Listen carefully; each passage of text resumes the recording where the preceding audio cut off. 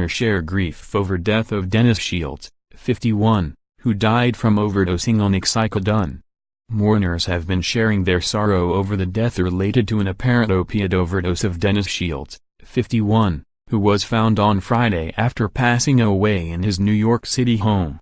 Those publicly grieving the loss of Shields include the likes of film and television executive Brian Koppelman, famed personality Mehmet Dr. Oz, and his estranged wife, Jill, with whom he shared 4 children. His on-again off-again romantic partner Bethany Frankel, whom he had known for more than 2 decades, has not commented personally, but sources say she is heartbroken. Additional outpourings of sadness, sympathy and support came from Shields' many business colleagues, as well as Frankel's castmates from the Bravo TV's Real Housewives franchise. Shields died unexpectedly after it's believed he suffered a heart attack while overdosing on oxycodone, an addictive opiate he was taking to treat back pain.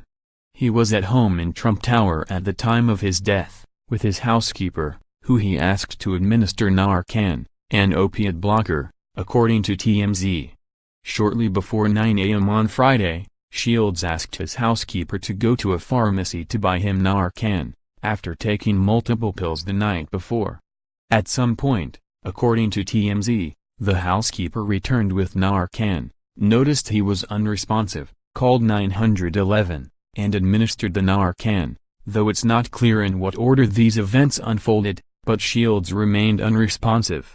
Narcan works by knocking out opioids from the opiate receptors in a person's brain. Sources tell DailyMail.com Shields' heart could not cope with the dosage of oxycodone he's believed to have taken, beginning on Thursday night. Before his untimely death, Dr. Oz was just one of the many lives Shields touched. Sad to learn that Bethany Frankel's friend, Dennis Shields, lost his life to an apparent opiate overdose today, Dr. Oz shared on Twitter on Friday. My thoughts are Bethany and all of Dennis' loved ones. His death is another reminder that the opioid crisis has reached epidemic proportions and can touch everyone.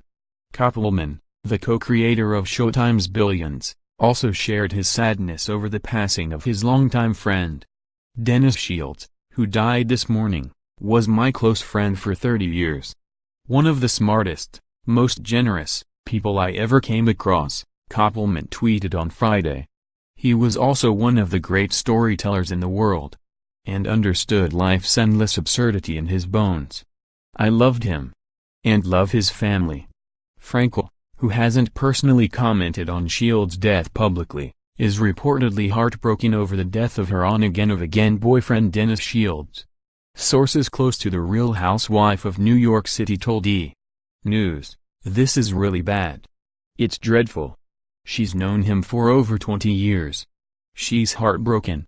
At some stage before 9 a.m., Shields lost consciousness and the maid called 911.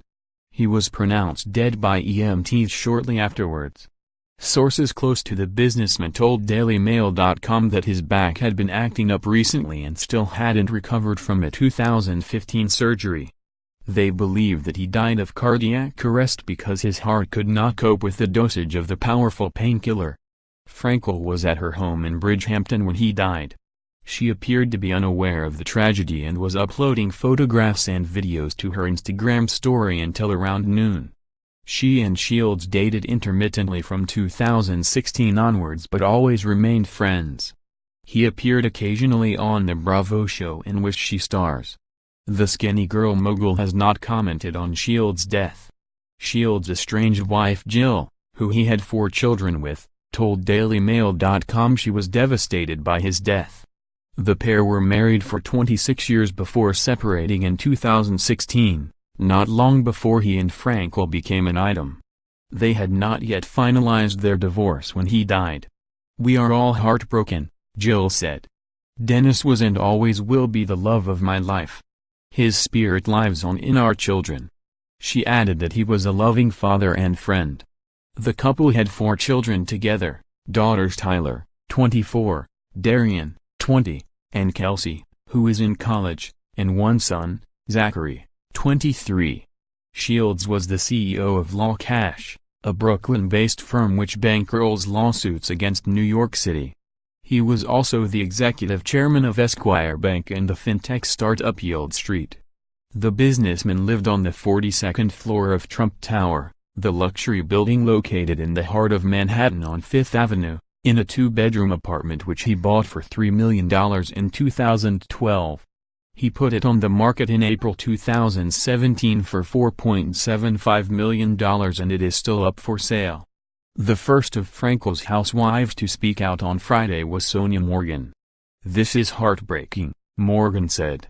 "I spoke to Bethany yesterday to say I was going to Costa Rica, in case she wanted to come and get away. She's been working so much," she told Radar Online. Carol Radziwill, who spent the last season fighting with her one-time best friend Bethany, later tweeted her condolences. Without making reference to Bethany, she said, "I just heard the sad news about Dennis.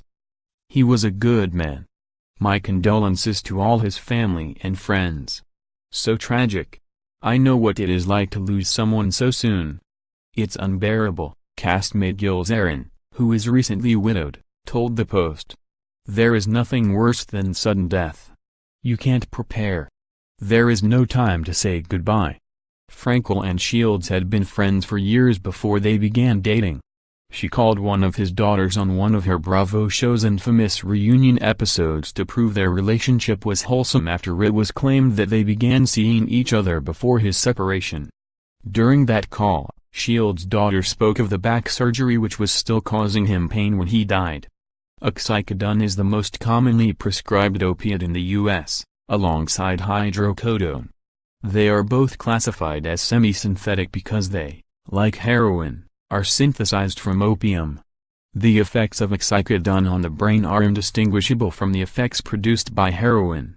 The most commonly used brand is OxyContin, made by Purdue Pharma, which has come to be the poster child of the opioid epidemic. Despite attempts to make the drug less addictive, by making it harder to crush, the drug is still commonly reported in overdoses. In May, after parting ways, Frankel alluded to a reconciliation, telling Steve Harvey, "I've been with someone on and off for years. It's like a partnership where if we're not being teammates and it's not working and one man is down, then the other man is down. We're trying to really kind of be good partners and be good teammates, and I think relationships oddly are, and this sounds cold, but a little bit like business. If both people aren't happy about it but slightly uncomfortable and giving up something or giving in to something, it doesn't work. So both partners have to say, all right, I'm in it for this. And I think we might be at that point, believe it or not. I haven't said that to anyone yet." On Friday, Shields' colleagues at Esquire mourned him as a true visionary. "It is with deep sadness that we mourn the loss of our dear friend and business partner, Dennis Shields. Dennis' passion for his family, friends, and professional work were unmatched, and there are no words to describe the loss we feel today. This tragic and emotional loss is devastating to all of us who knew Dennis and loved him dearly," said Tony Coelho, vice chairman of the board. Andrew Sagliaca, president and chief executive officer, added, "Dennis was a great visionary in the financial and legal community and created a tremendous franchise in Esquire Bank.